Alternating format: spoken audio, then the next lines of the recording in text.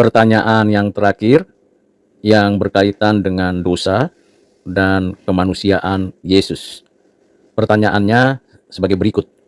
Tuliskan alasan penerimaan atau penolakan Anda atas konsep dosa turunan pada komunitas orang Kristen. Bagaimana Anda menghubungkan konsep itu dengan kemanusiaan Yesus? Tuliskan refleksi Anda tentang dua hal tersebut. Kita perlu mendudukkan masalah ini dengan prinsip dan pengertian yang benar.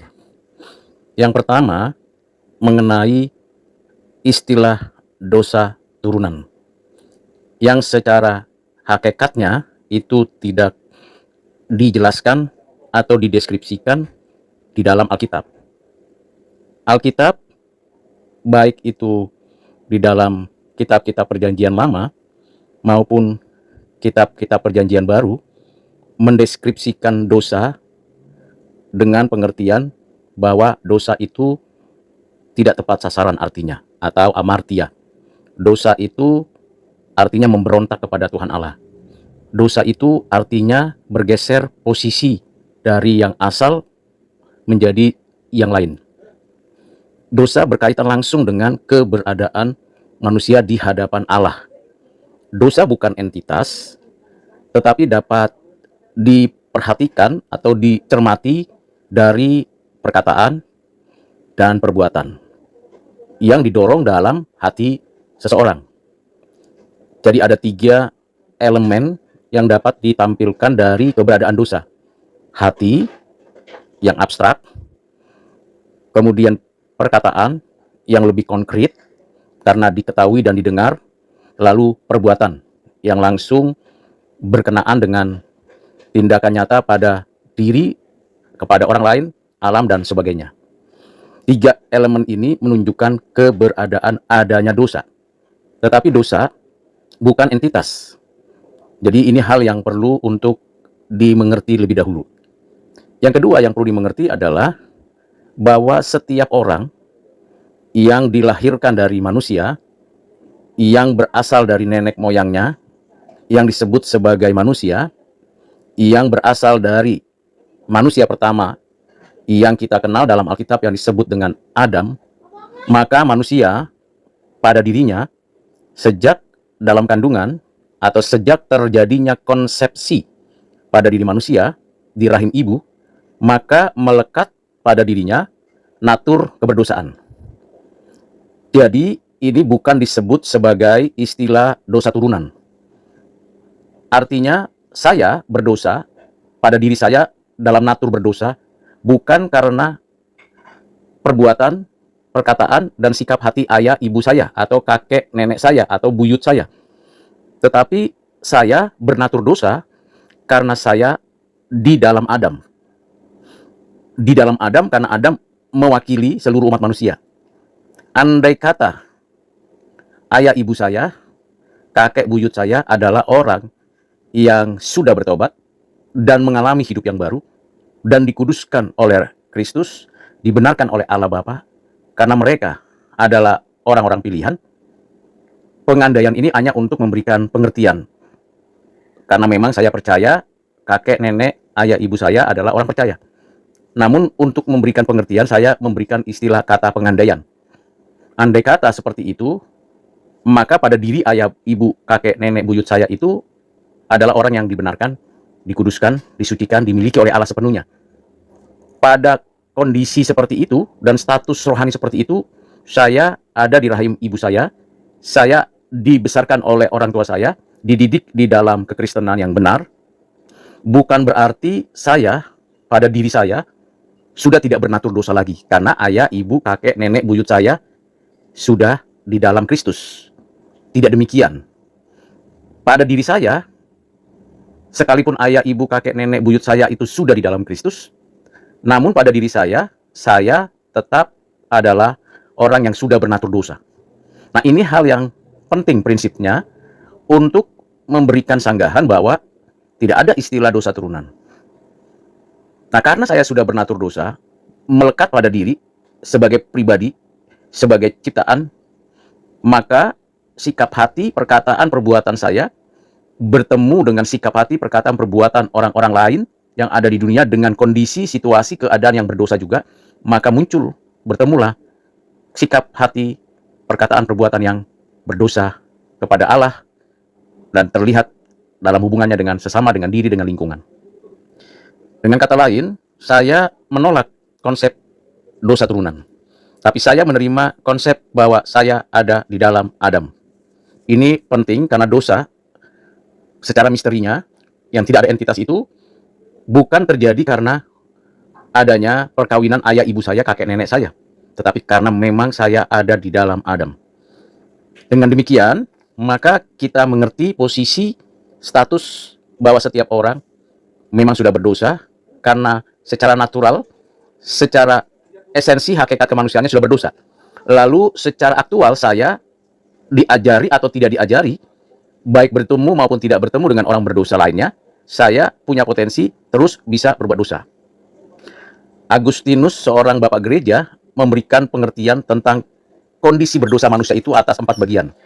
Sebelum manusia itu jatuh dalam dosa, artinya Adam dan Hawa sebelum jatuh dalam dosa, maka Adam dan Hawa itu bisa berbuat dosa, bisa tidak berbuat dosa.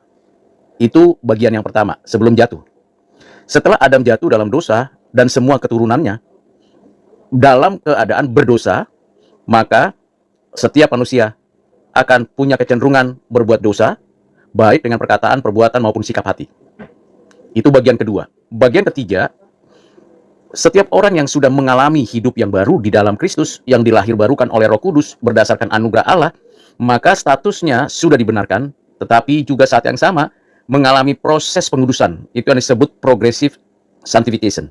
Nah, dalam keadaan dibenarkan dan sekaligus sedang dalam proses pengudusan, maka orang percaya tersebut selagi masih di bumi ini mengalami suatu keadaan yang mana bisa melawan dosa dan bisa melakukan hal yang baik, yang benar seturut dengan kehendak Tuhan, tetapi belum sempurna dan bisa jadi juga jatuh, namun tidak berada di dalam keadaan yang berstatus orang berdosa lagi. Karena sudah dibenarkan, dikuduskan, dikhususkan oleh Allah di dalam dan melalui Kristus. Ini adalah proses seumur hidup bagi orang percaya mengalami proses progressive sanctification atau pengudusan secara bertahap sampai akhir hidupnya.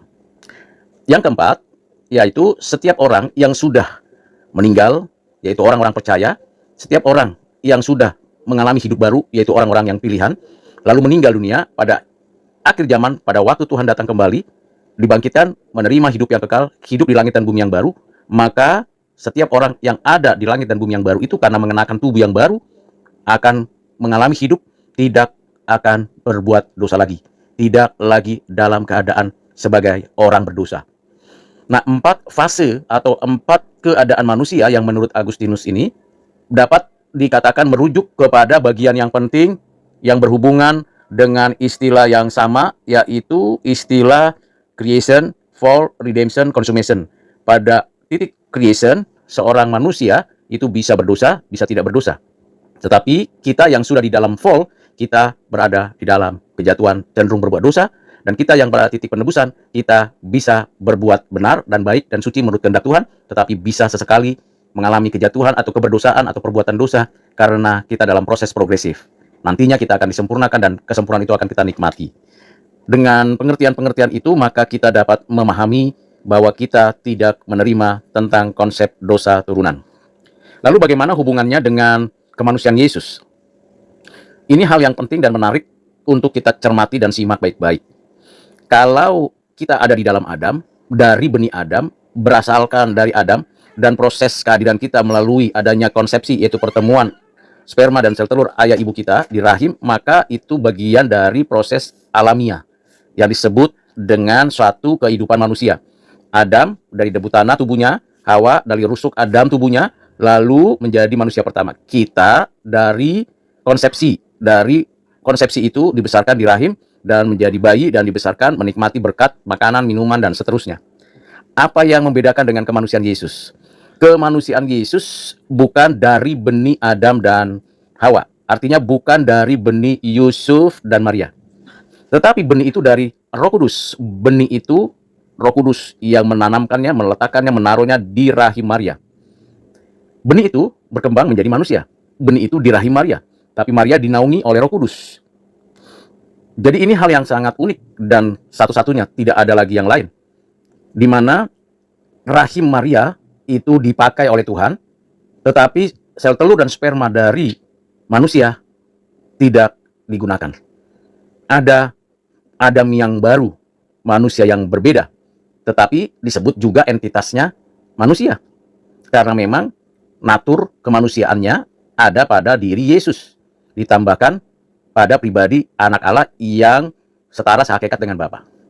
Dari kemanusiaan Yesus kita bisa lihat bagaimana perkembangan benih itu menjadi bayi di rahim Maria dalam proses natural, dan sekaligus saat yang sama dilahirkan, lalu dibesarkan, dan terus kita melihat fisiknya seperti yang tertulis di dalam Filipi pasal 2 ayat 6 dan 7, juga tertulis di dalam Kolose pasal yang ke-1 ayat 19-20, juga tertulis di dalam 1 Yohanes pasal 1 ayat 1 sampai dengan 3, dan seterusnya.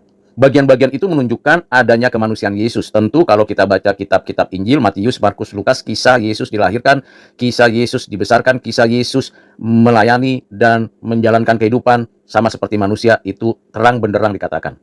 Lalu pertanyaannya, apa kaitannya dengan konsep kemanusiaan Yesus?